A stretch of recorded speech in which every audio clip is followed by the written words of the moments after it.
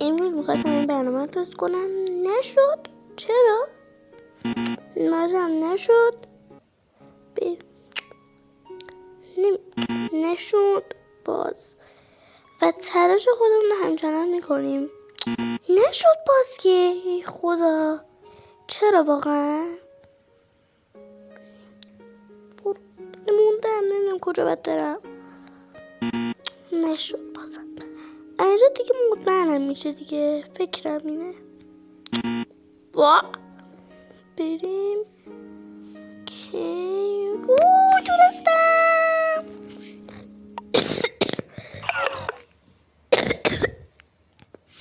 و درگیریم هم دارن. یا خدا، به اینکه نگه میدونم من میتونم.